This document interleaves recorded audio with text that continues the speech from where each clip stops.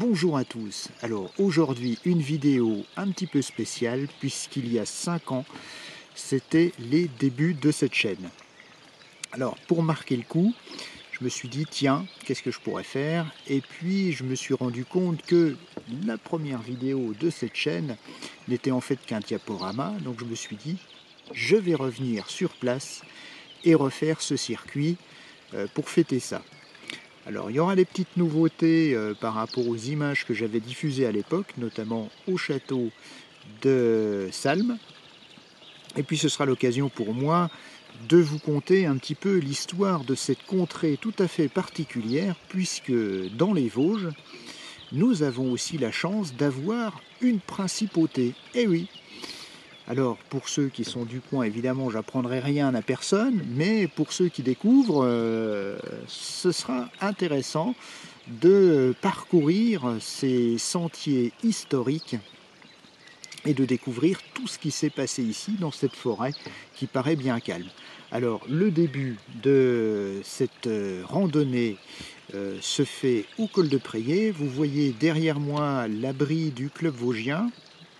La petite fontaine et puis tout autour de moi une magnifique prairie sur laquelle on doit voir pas mal d'activités animales quand on se lève assez tôt. Là il est un petit peu plus de 7h30, donc un petit peu tard. On verra bien pour la suite.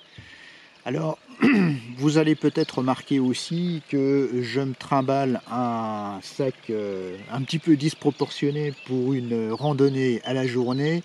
C'est pas par le plaisir de me faire mal, c'est juste parce que c'est un nouveau sac que je me suis acheté et que je veux l'essayer, voir comment il se comporte et voir surtout son confort dans la perspective d'une randonnée de plusieurs jours. Voilà. Si éventuellement des personnes sont intéressées pour avoir mon avis sur ce sac, il faudra attendre évidemment que je l'essaye plus en détail. Voilà.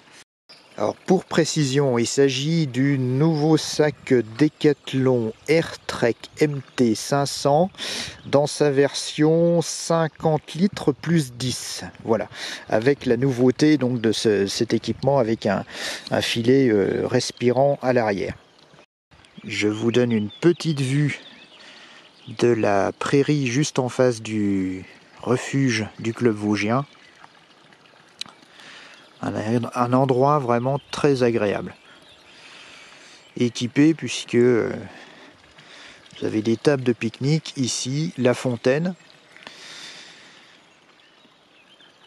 Et puis le refuge. Alors précision, le refuge est fermé. Il faut se renseigner auprès du club vosgien, la section de Senon, pour réserver ou utiliser cette partie de l'abri. Par contre, là vous voyez à ma droite, il y a un petit abri qui est ouvert au public à disposition, qui peut servir en cas d'intempérie. Et puis encore, un petit peu plus loin, hop là, juste derrière, un banc et encore une table. Bon, je pense avoir assez discuté, maintenant il est temps de prendre la route. Alors je vous emmène avec moi sur le circuit de Salm à la découverte de ces magnifiques endroits et de l'histoire de la principauté.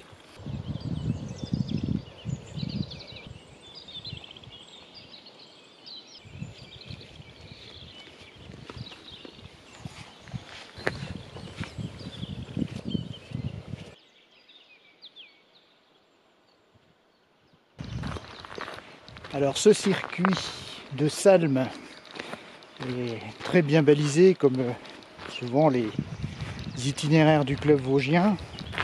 Il vous suffit de suivre les ronds verts, points verts, qui vous mènent donc sur les différents sites qu'on va découvrir aujourd'hui. Il s'agit d'un circuit, alors moi j'ai débuté par le col de Prayé, mais évidemment vous pouvez le prendre à l'endroit que vous le souhaitez, et notamment depuis le village de Salm, où il y a aussi un départ assez facile pour rejoindre ce circuit.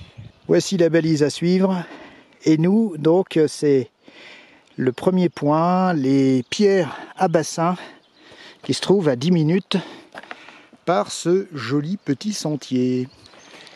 Et puis si aujourd'hui mon choix s'est porté sur ce circuit, c'est bien sûr pour marquer les 5 ans de la chaîne, mais c'est aussi parce que je suis sur la terre où mes racines sont le plus profondément ancrées. Et c'est toujours un immense plaisir quand je reviens dans ces endroits et pour me plonger en plein milieu de cette forêt, de cette histoire, de ces montagnes qui sont si chères à mon cœur.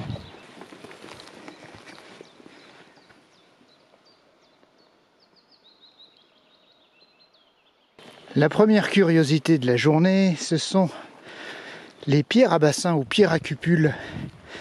Alors les pierres à cupules, je vous en ai déjà montré pas mal dans différentes de mes sorties. Ici, c'est une concentration assez importante. Il faut savoir que on est tout près du Donon. Donc comme je vous l'ai déjà dit, c'était un haut lieu de culte celtique. Et ces endroits proches de ce sommet ont souvent été aussi des lieux de rassemblement pour honorer différentes divinités. Alors je crois qu'ici c'était plutôt un culte voué au soleil. Donc vous avez différentes tables gréseuses qui sont ornées de plus ou moins de bassins, de vasques, comme on le voit ici. Alors certaines avec des rigoles. Donc ça, c'est pratiquement certain qu'il s'agit d'ouvrages faits de la main de l'homme. Alors je me balade sur les cailloux, je sais pas si c'est accepté par les différents dieux qui étaient honorés ici. Enfin, si je me casse une jambe, j'aurai la réponse. Alors vous avez différentes tables comme celle-ci et puis les autres que je vous ai montrées qui sont toutes pratiquement toutes agrémentées d'une ou plusieurs cupules. Et c'est assez remarquable comme site. Ce qui prouve aussi une intense activité cultuelle. Et ça dès le néolithique, bien avant les Celtes.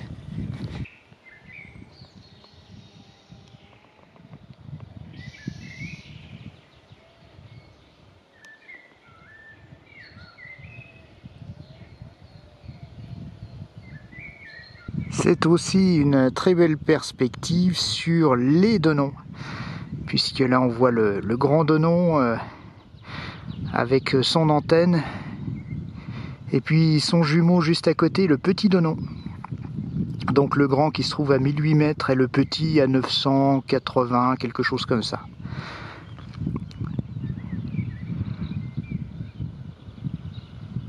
Ici aussi, on ne peut pas rester insensible au problème du dérèglement humain, je dirais plutôt que climatique, parce que vous voyez là toute une coupe qui a eu lieu. Alors c'est pas une coupe d'exploitation, hein. On le voit un petit peu plus bas. Vous voyez, sur une partie qui n'a pas été encore coupée, des sapins morts. Morts de sécheresse, morts du scolyte. Différentes causes qui sont liées au fait que les températures les moyennes de température ne sont plus ce qu'elles étaient. Les hivers n'apportent plus la régulation nécessaire à l'écosystème et du coup voilà, développement de maladies. Alors on voit aussi un grillage qui a été posé autour de cette parcelle. Alors c'est pas parce que c'est une propriété privée, hein. C'est parce qu'il y a certainement, j'ai pas vu de panneau encore, mais il doit y en avoir un quelque part sur la clôture. C'est dans le cadre d'une expérimentation de régénération de la forêt pour empêcher les cervidés et la faune de venir manger les jeunes pousses et pour pouvoir étudier correctement comment la forêt s'adapte aux évolutions. Et puis aussi peut-être pour expérimenter de nouvelles essences. Après les pierres à bassin ou à cupules, en poursuivant le chemin, on arrive sur le sentier des Hautes Chaumes, qui varie entre 900 et 950 mètres d'altitude. Alors à ne pas confondre avec les crêtes vosgiennes entre le col du Calvaire et puis le Grand Ballon. Là on n'est pas du tout sur le même secteur, hein. On est dans les Vosges gréseuses ou Vosges moyennes ou Vosges centrales, ça dépend des dénominations. Et donc, hop, vous voyez derrière moi un petit peu, on le verra mieux tout à l'heure, le paysage typique des Chaumes, donc qui est une sorte de lande couverte de calunes, de brimbelliers et de petites essences de faible hauteur. Et c'est aussi ce chemin, voilà, la limite entre le département des Vosges et celui du Bas-Rhin, et aussi, puisque c'est lié historiquement, l'ancienne frontière de 1871 entre la France et le Reich allemand. D'ailleurs, tout ce chemin est parsemé de bornes frontières. Je vais essayer de vous en montrer une, je crois qu'il y en a une là, un petit peu plus loin. Voilà un des exemples que je vous ai déjà montré à plusieurs reprises sur d'autres sentiers. Donc côté français et côté allemand, avec toujours le dé qui a été gratté, et puis la ligne de partage qui est au-dessus. Alors normalement, il y a le numéro de la borne.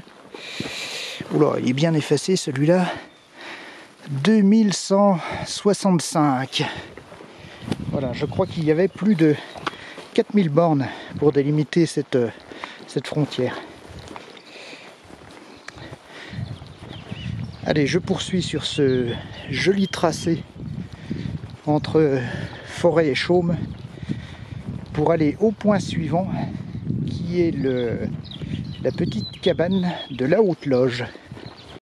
La voici au loin, la petite cabane de la Haute Loge,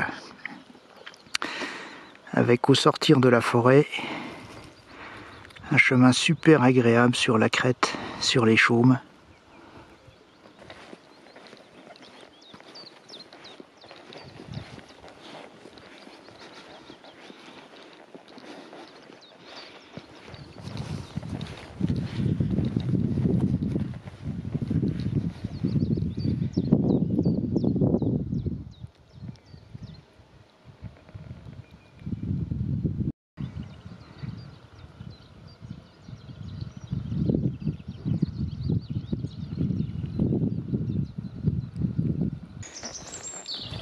En forêt, sur le chemin, vous pourrez découvrir les ruines de la Marquerie.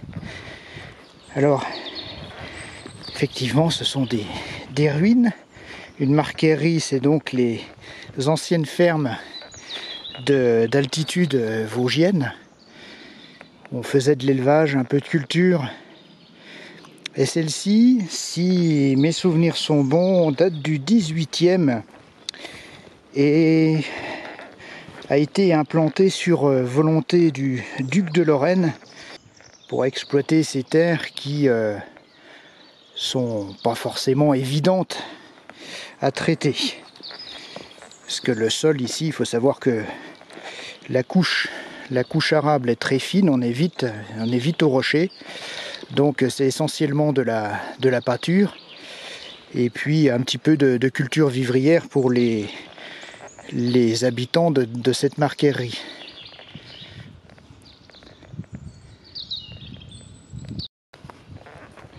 Alors bien que le bâtiment soit en ruine, les différents espaces sont encore bien visibles. On a donc sur le bâtiment principal déjà ici un ensemble de petites pièces qui devaient être l'emplacement des pièces de vie, des marquaires. Et puis derrière, donc je pense les tables ici.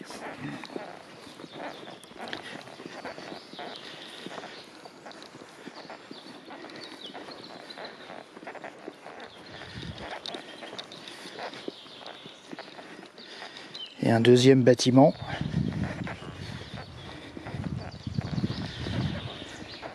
On voit aussi les restes de murets qui délimitaient les parcelles exploitées. Là, on enlevait les pierres qui gênaient sur le champ, les mettait sur côté en limite, ça faisait une sorte de clôture et puis donc ça permettait de dégager un espace exploitable. Voilà, deuxième bâtiment, devait servir de grenier ou de table, je sais pas trop, enfin certainement à usage agricole.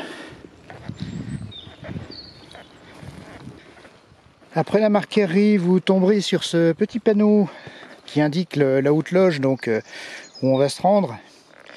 Alors il est un petit peu particulier, ce qui fait partie du sentier des passeurs, sur lequel est organisé par une association de moussets, Hardloop, je crois le nom, je remettrai ça en descriptif, une biennale, et différentes œuvres sont disséminées sur les chaumes, certaines temporaires, certaines permanentes, donc vous pouvez découvrir tout au long de l'année. Et puis ce sentier des passeurs, j'en ai déjà parlé une fois, s'appelle ainsi parce que c'était le chemin par lequel des hommes et des femmes courageux, résistants, ont permis à des Alsaciens, à des Juifs de fuir la barbarie pour se réfugier en France. Et c'est par cet endroit que ces passages s'effectuaient. Donc au milieu de la forêt, puisque de l'autre côté du versant alsacien, on tombe sur la ville de Schirmeck, où il y a un mémorial également en hommage et en souvenir à toutes ces personnes qui ont voulu défendre la liberté. Voilà donc un endroit chargé d'histoire aussi, toujours dans cette région. On n'y échappe pas beaucoup, que ce soit entre le premier conflit mondial, le deuxième, et puis les différents affres de l'histoire qui ont précédé.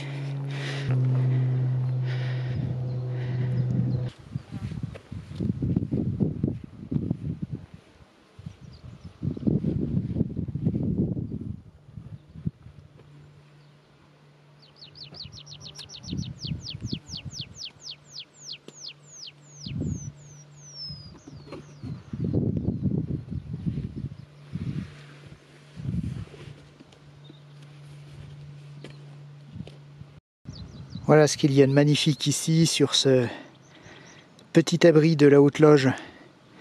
Vous avez une vue à 360 degrés sur les massifs. Au sommet de cette chaume, on est à 950 mètres.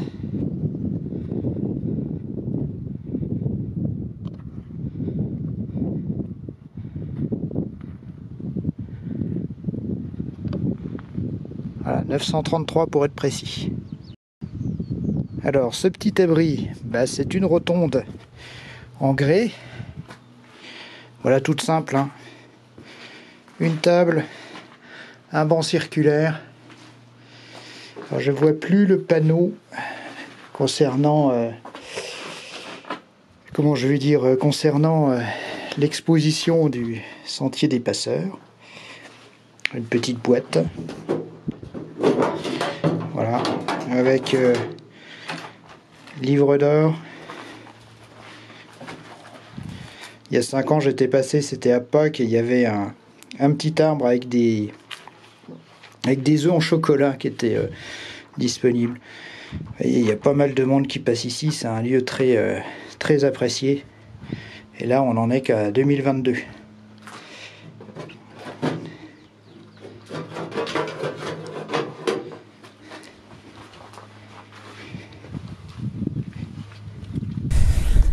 Alors je profite de ce cadre très agréable de la Haute Loge. Je vous ai parlé tout en début de vidéo de la principauté de Salm, du nom de la famille qui l'a fondée, la famille de Salm. Cette famille qui est originaire des comtes de Luxembourg et dont les possessions se situent actuellement dans les Ardennes belges.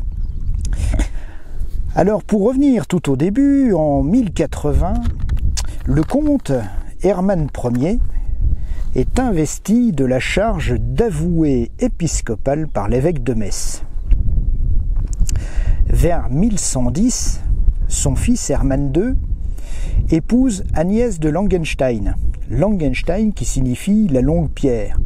Et cette famille de la longue pierre était la famille du château de Pierre Percé, dont je vous ai aussi parlé dans la vidéo du bivouac autour du lac de Pierre Percé. Qui dit petite pause, dit petit rafraîchissement aussi.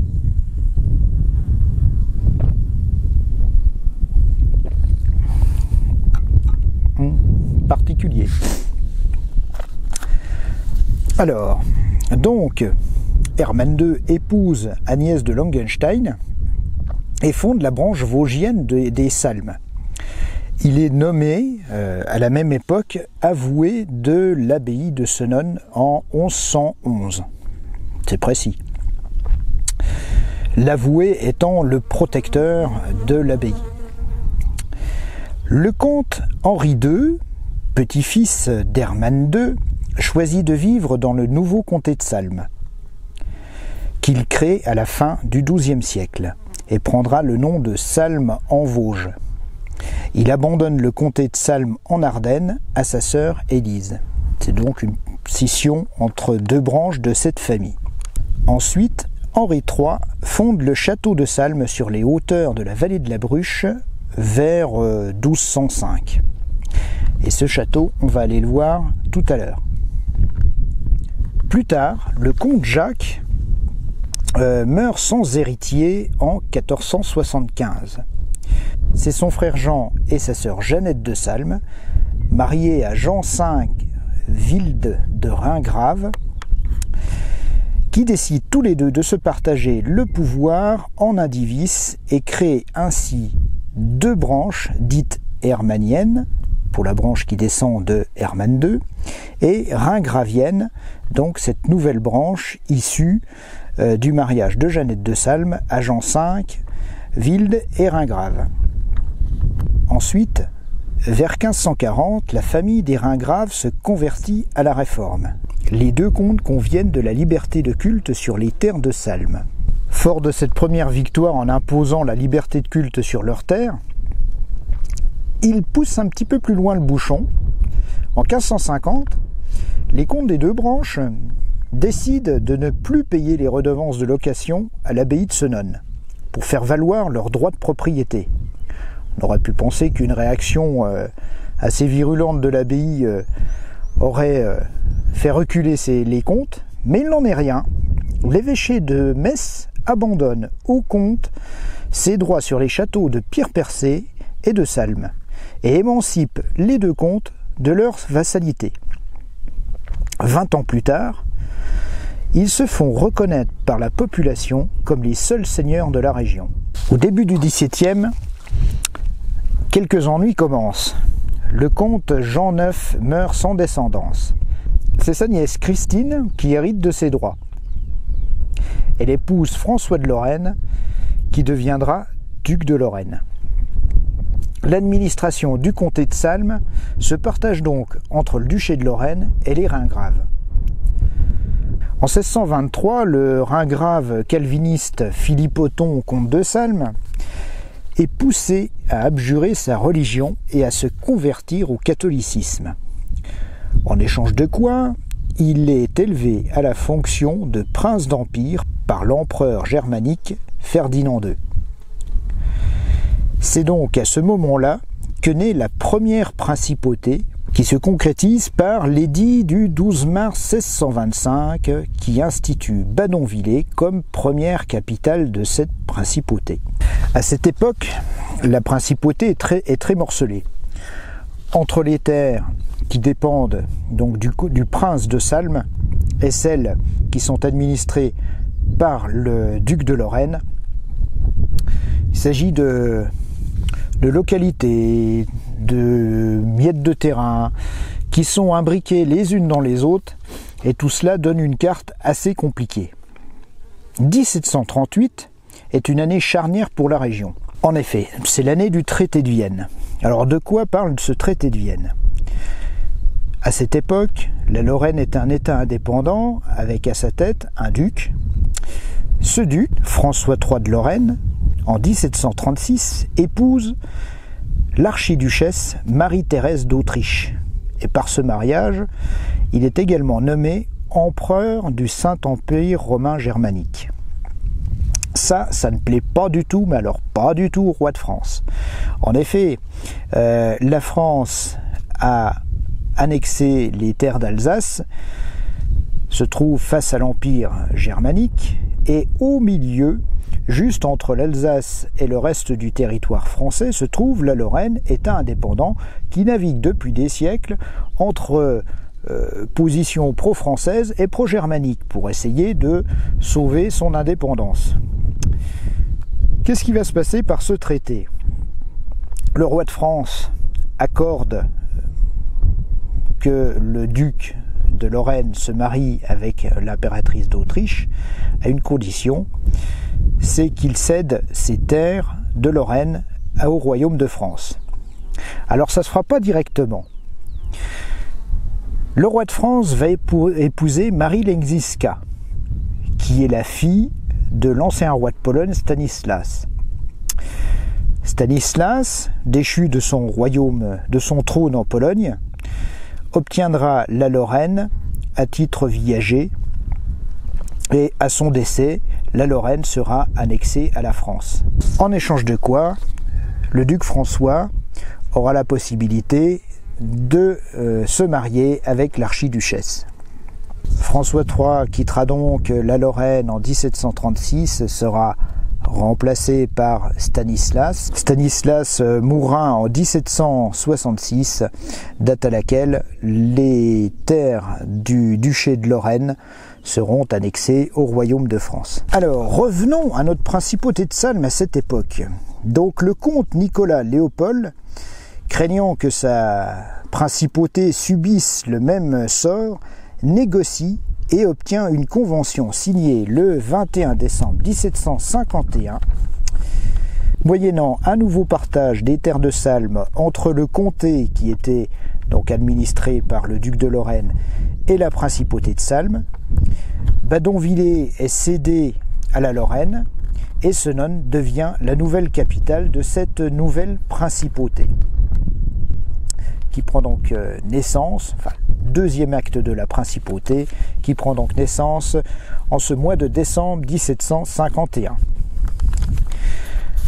Malheureusement, cette principauté finira par succomber aux affres de l'histoire et de la Révolution française. Petit territoire enclavé au milieu des montagnes vosgiennes. En 1792, la France connaît une grave crise alimentaire et la Convention nationale décrète le 8 décembre 1792 l'interdiction totale d'exportation des grains. C'est très ennuyeux pour le prince puisqu'il dépend des exportations et des importations avec la France pour pouvoir vivre, faire vivre sa population. Il engage donc des négociations qui malheureusement échouent, certainement aussi par calcul politique de la part de la Convention nationale pour récupérer ces terres. parce qu'il n'était pas de bon ton d'avoir une principauté en plein milieu d'un territoire de la République. Et donc, en 1792, c'est le maire de Moyenmoutier qui vient notifier au prince de Salm cette interdiction d'exportation et d'importation. En 1793, les habitants, souffrant énormément de ce blocus, puisque de fait on peut parler d'un blocus, sollicite l'annexion à la France, ce qui sera fait par décret le 2 mars 1793 et donc la principauté rattachée au département des Vosges. Voilà. Le prince, quant à lui, aura quitté sa principauté pour s'installer en Allemagne. Voilà pour cette histoire qu'il faut connaître. Alors ici, à la Haute-Loge, on est vraiment sur le plus haut de ces terres de la principauté de Salm, juste à la limite avec l'Alsace, et d'où l'on profite d'un spectacle formidable, comme je vous ai montré sur les images. Voilà, et moi, j'en profite encore un peu.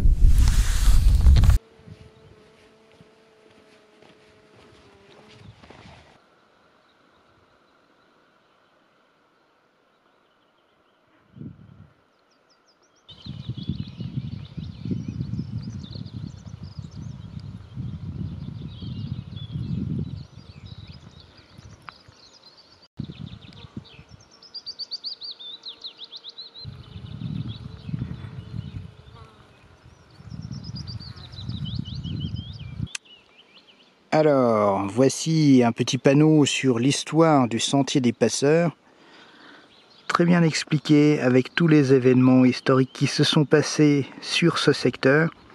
Et pardon pour tout à l'heure, je fais une petite rectification. L'association qui a réalisé tout ça, c'est Hélicoupe, qui se trouve sur la commune du Saulcy, à Kieux exactement. Voilà. Petite correction faite. Allez, maintenant, direction la Hatte-Padée, ou plus connue sous le nom de la Chatte Pendue. Le chemin que j'emprunte, qui est donc nommé aussi le Sentier des Passeurs, n'a pas été utilisé ou n'a pas été créé que lors de cette Deuxième Guerre mondiale. Il est plus ancien. Il a été construit par les Allemands lors de la guerre 14-18, et ce sont des déportées polonaises qui ont été astreintes à la construction de cette route dans des conditions qu'on imagine bien difficiles, bien pénibles. Et vous avez également à cet endroit le monument en hommage à ces passeurs de la Deuxième Guerre mondiale. Voilà, avec ce passeur qui est sculpté et qui emmène voilà, des gens qui fuient le régime nazi vers la Lorraine et la France, symbolisée avec cette croix de Lorraine, avec cette inscription en hommage à ceux qui, au péril de leur vie, guidèrent d'Alsace annexée en France, réfractaires, prisonniers, évadés et autres patriotes. Passant, souviens-toi. Ce monument qui a été érigé en 2001. Allez, je poursuis sur cette route forestière des Allemands, puisqu'elle se nomme ainsi. Sur le chemin, à ma gauche, il y a une parcelle qui est classée en zone de silence et qui est grillagée pour la protéger du gibier. Et à droite, donc la forêt qui est laissée telle qu'elle. Et on voit bien la différence de végétation, comme la forêt se régénère vite et de façon dense du côté protégé, et puis le côté droit qui est donc accessible au gibier et qui est nettement plus clairsemé. Donc voilà, vous avez ici un peu l'explication et la démonstration de ces zones préservées qui servent aussi, comme je l'ai dit, d'expérimentation pour de nouvelles essences capables de supporter plus facilement des changements climatiques rapides. On peut quand même entrer dans cette zone de silence, alors c'est juste pour la traverser, hein. Vous avez un escalier qui est aménagé au-dessus de la palissade.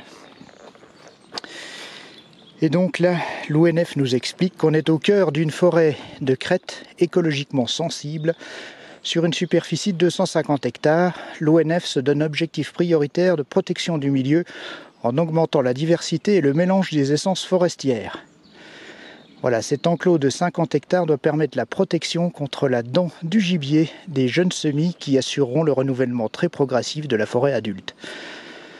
Ces mesures doivent permettre le maintien d'un milieu favorable aux coqs de bruyère. Alors, évidemment, là, vous traversez en silence. Et puis, on évite de s'y arrêter pour pique-niquer et encore moins pour faire un feu de camp. Alors, bien entendu, le site de la Chatte Pendue, la Roche, est accessible et rien ne vous empêche de faire une petite pause là-haut.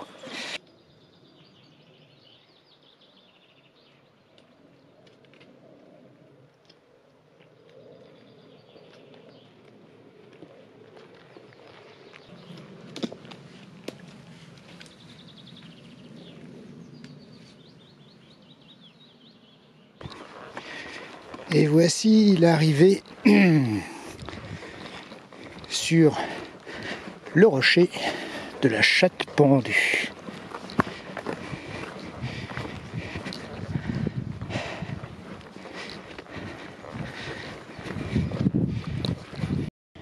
Une belle table d'orientation pour les géographes.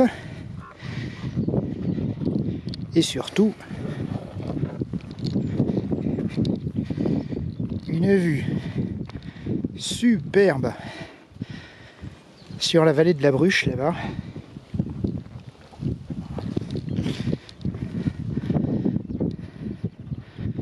La tête pelée et puis plus loin derrière le sommet, le château de Salmes qu'on visitera tout à l'heure. Et toujours pour nous accompagner les deux Donnons. Alors ici la petite pause à la Chatte Pendue est vraiment bien agréable. Et puis je vais vous expliquer un petit peu ce nom bizarre de Chatte Pendue. Alors je vous ai déjà conté pas mal de légendes dans ces secteurs. Alors, on pourrait croire que ce nom est lié à une légende, c'est pas tout à fait faux. Mais en fait c'est une erreur linguistique. Parce que dans le dialecte lorrain ancien, cet endroit, cette roche qui est un peu posée au-dessus du vide, s'appelait la Hatte Padée, qui veut dire la haute pierre suspendue. Alors, Hatte, évidemment c'est proche de chatte, Padée, pendu, voilà, on n'est pas loin. Donc il y a eu une déformation par les Français de ce nom ancien qui était donné à ce lieu. Et puis l'erreur a été reprise et amplifiée après l'annexion par les Allemands qui ont germanisé le nom de ce lieu, de cette roche, en l'appelant Katzenstein, qui veut dire Katz le chat, Stein la pierre du chat. Donc ce nom de Chatte Pendue est en fait une erreur.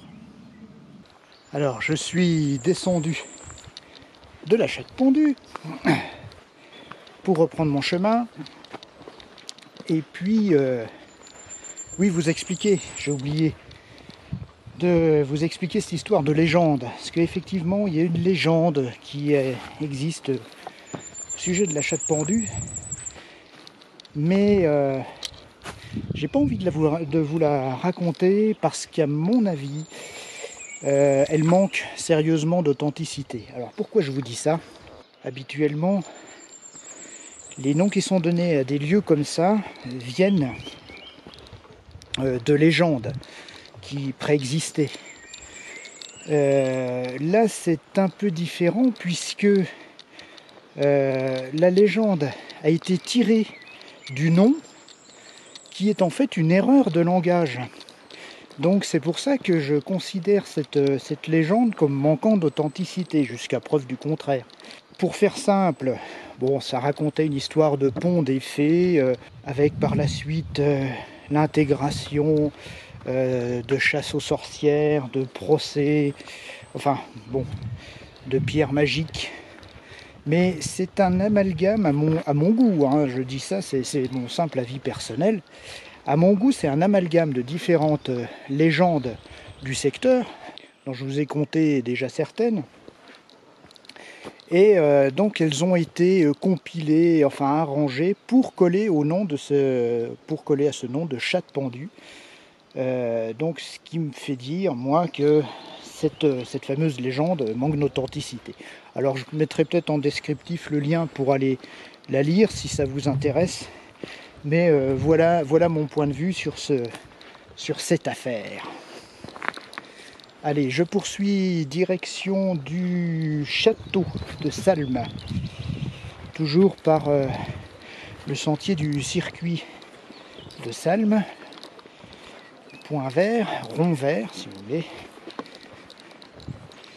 Et qui est très très agréable. Pas très loin du château de Salm, on retrouve encore un site marqué par les pierres à cupules, de magnifiques exemples encore une fois. Et c'est sur celle-ci on voit bien la rigole bien marquée. Bon, puis c'est un endroit aussi qui est propice au repos. Je me demande si ça va pas être le coin idéal pour la petite pause du midi. Allez, je crois bien que si. Hop, c'est parti, on s'installe ici. Voilà, donc je suis toujours avec ma traditionnelle mixture semoule et filet de thon au citron, qui passe très bien finalement. Et puis, je voulais profiter aussi de cette petite pause pour, une fois n'est pas coutume, parler de la chaîne. Alors, dans un premier temps, pour remercier vraiment du fond du cœur toutes les personnes qui mettent des commentaires toujours très sympathiques à mes vidéos.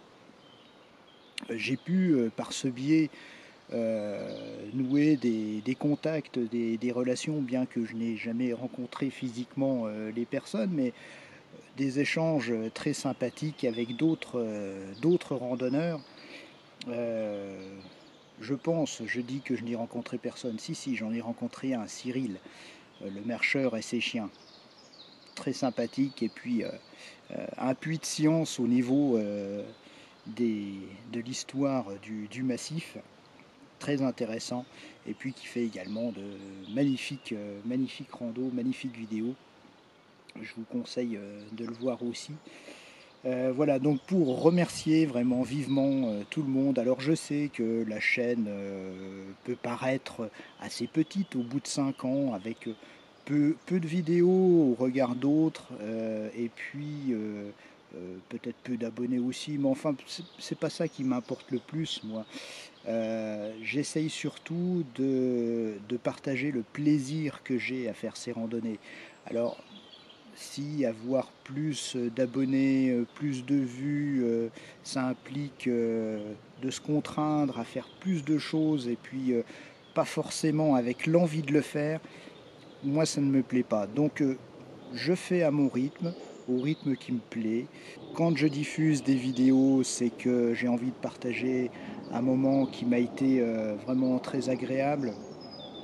Donc je pense que le rythme, la façon de faire va rester la même, puisque bon, je vais continuer, hein, voilà, je ne m'arrête pas à des statistiques de YouTube.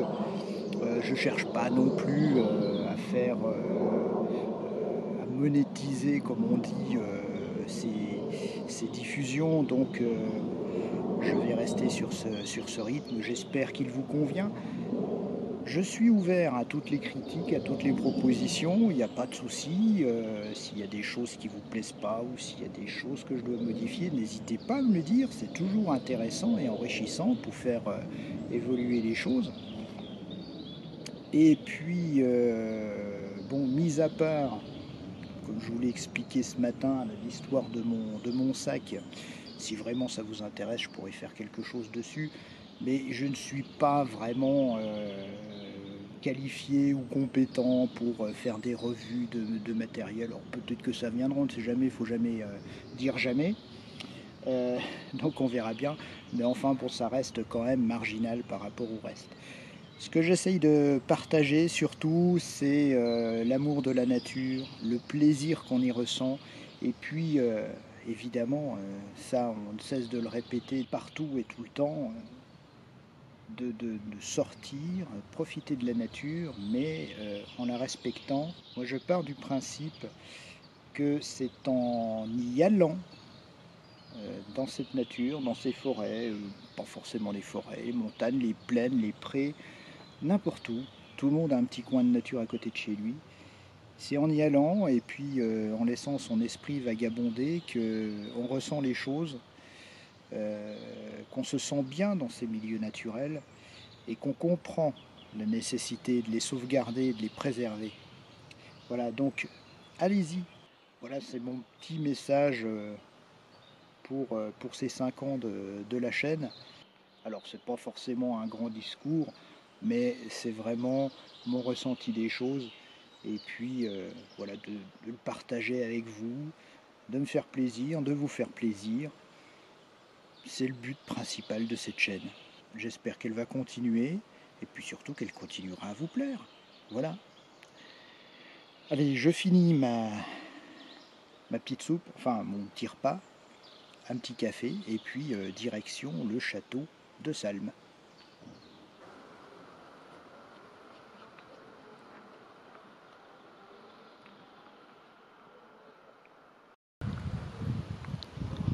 Alors, comme vous le voyez, c'est en plein chantier le château. Là, j'ai discuté un petit moment avec une bénévole de l'association des Veilleurs de Salm qui œuvre à la sauvegarde de ce château. Alors, malheureusement, je vais pas aller sur le petit point de vue. Là, l'accès est bloqué à cause de fouilles. Donc, je vais pas pouvoir vous montrer le point de vue. Mais on devine quand même assez bien. De toute façon, c'est un point de vue quasiment identique à ce qu'on avait à la Chatte Pendue. Ah, vous voyez, c'est en plein chantier. D'ailleurs, il y a une équipe actuellement là qui travaille sur un mur. Alors ça a bien changé depuis 5 ans là. Tout est bien dégagé. Tout est visible. Les anciennes structures du château. C'est impressionnant le boulot qu'ils ont fait. Alors la restauration qui est en cours, c'est, comme me l'expliquait la bénévole, vous voyez, il y a le point de vue juste au-dessus de moi là. Voilà. Comme me l'expliquait la bénévole, c'est pas l'objet n'est pas de reconstruire le château, mais de figer la structure telle qu'elle se trouve actuellement. C'est-à-dire mettre en sécurité les restants de murs, les restants de tours, pour que ça ne bouge plus et qu'une signalétique puisse être mise en place pour comprendre ce qu'était ce château et son histoire. Comme je vous l'ai dit dans l'histoire des comtes de Salm, enfin des princes de Salm, ce château est donc à des 2 lieux de résidence principaux des princes de Salm, avec le château de Pierre Percé et puis le château de Salm, au début, entendons-nous. Hein. Après, il y en a eu d'autres, plus au XVIIIe siècle, construits dans Senones, mais ça c'est une autre histoire. Alors ce château de Salm était construit donc par le comte Henri III entre 1205 et 1225. Donc c'était une résidence habituelle des comtes de Salm et elle a été occupée jusqu'à peu près, enfin vers 1475, date à laquelle la Lorraine est en guerre contre la Bourgogne. Les troupes bourguignonnes sont passées par ce château, et vraisemblablement il a été détruit à cette époque-là. Donc il n'a jamais été reconstruit ou réhabilité depuis.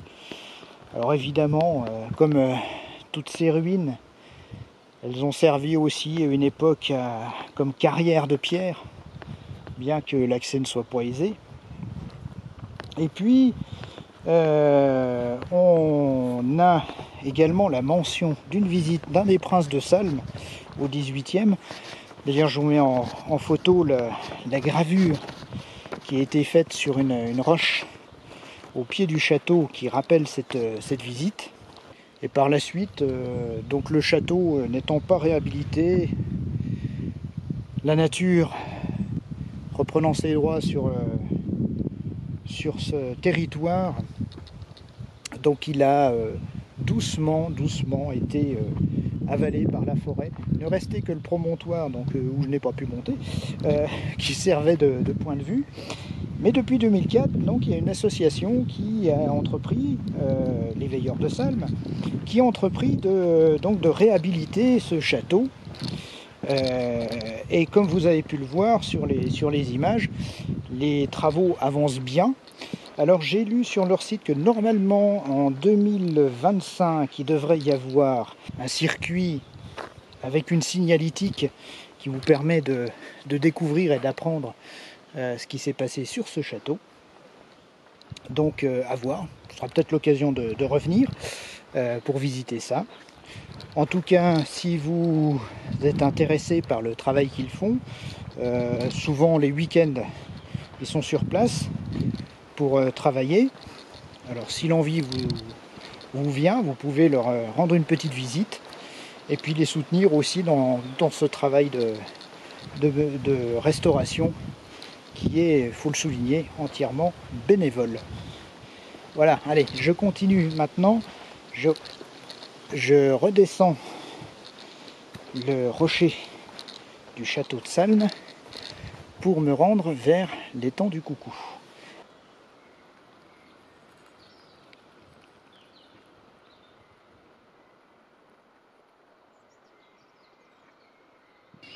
C'est la première fois que je vois ça et je trouve l'idée géniale.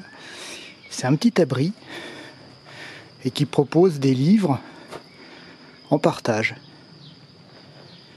Alors, si jamais vous êtes pris par une averse, vous asseyez là, vous prenez un livre, vous bouquinez. Vous pouvez même l'emporter si vous voulez ou en apporter.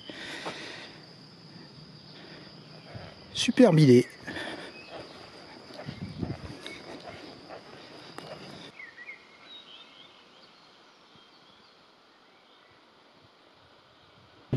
L'étape suivante, c'est l'étang du Coucou.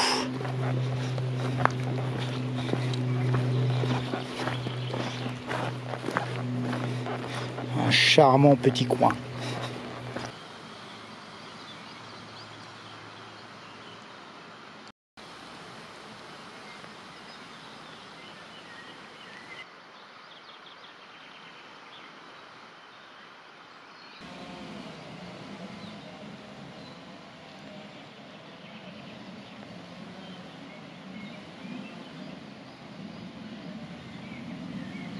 Un autre petit étang bien sympathique juste après l'étang du Coucou.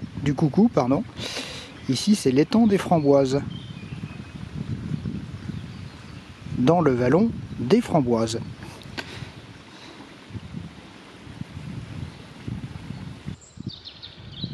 La tourbière de la Max, un milieu très fragile comme toutes les tourbières d'ailleurs, et préservé. Donc il y a un petit aménagement. Alors vous avez l'explication de la formation des tourbières, donc qui part d'une langue glaciaire qui en fondant forme un lac qui petit à petit est colonisé par des espèces végétales qui recouvrent totalement l'eau.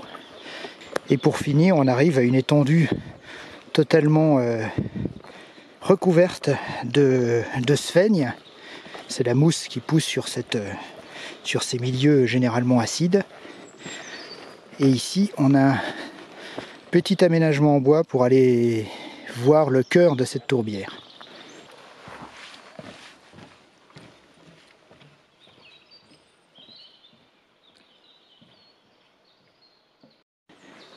Voilà donc la petite plateforme d'observation.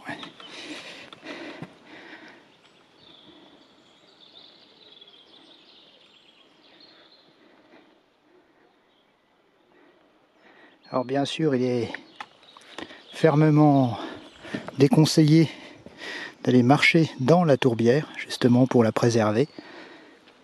C'est pour ça que ce ponton a été créé. Là, juste au centre de l'image, on voit encore des traces d'humidité un peu plus marquées, mais tout est recouvert.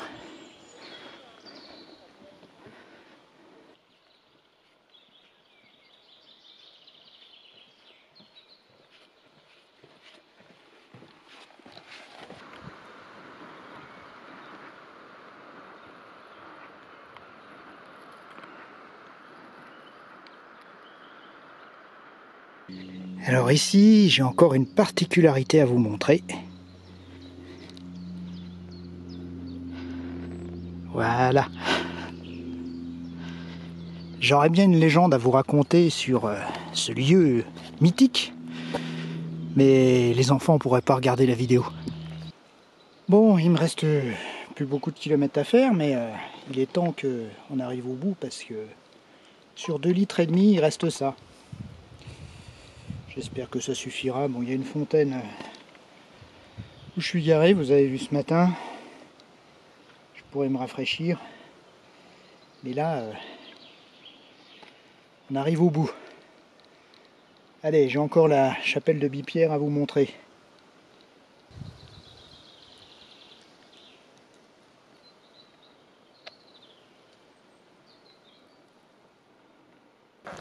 Ouh, dernière curiosité de la journée, la chapelle de Bipierre. Voilà, alors j'ai pas trop de recul. Donc c'est un gros bloc de grès, voilà, que l'érosion a sculpté, et à sa base vous avez des petites niches.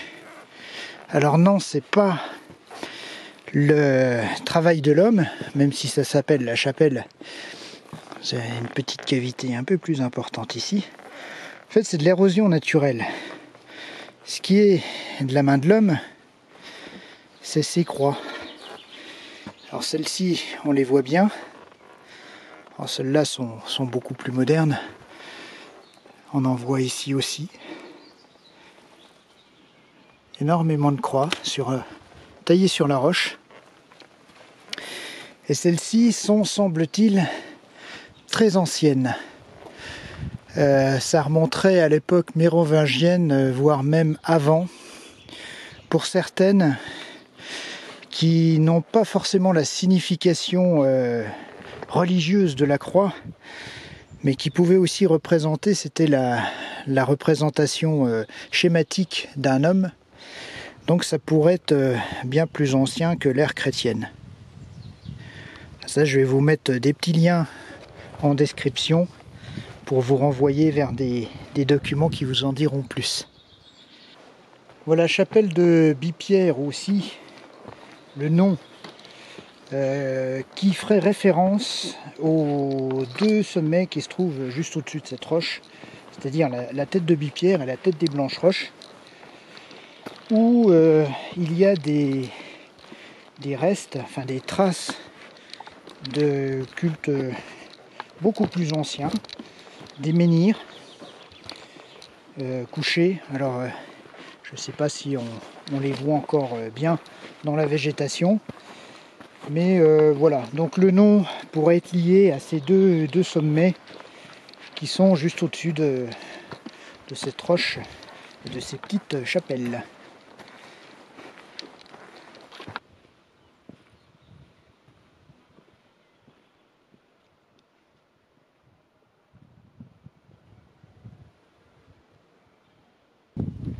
Donc là, c'est le sommet de la tête de la chapelle de Bipierre, pardon. Le sommet de sa roche. Et le point de vue, je vous laisse voir.